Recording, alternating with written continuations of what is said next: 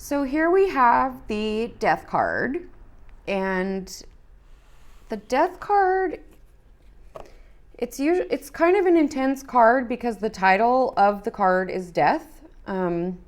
However, I sort of read the Death card as more of an ending. It's not necessarily a death. It's just the end of something, or the end of a situation, or the end of a circumstance.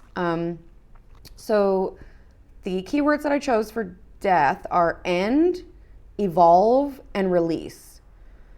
So for me, the idea of the Death card is one of these things that things will inevitably come to an end, right? Like nothing lasts forever. I personally don't necessarily like the idea of that because I just sort of, I don't really like change, and I don't really like when good things end.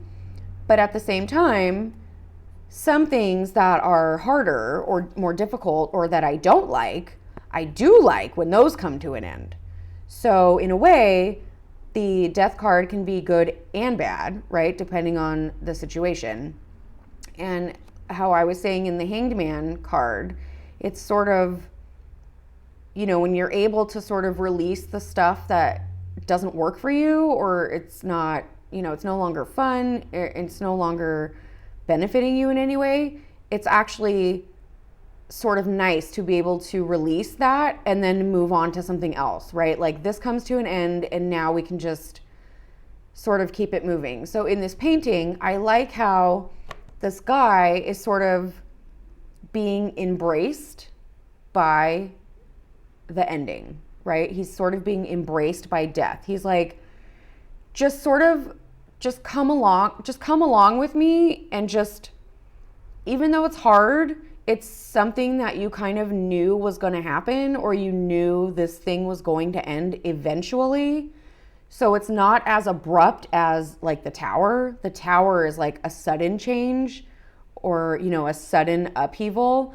Death is more of like a process that, like, this thing is, it's kind of slowing down. It's kind of making itself known that, okay, this isn't going to last much longer. So it's not as sudden or unexpected. It's more of an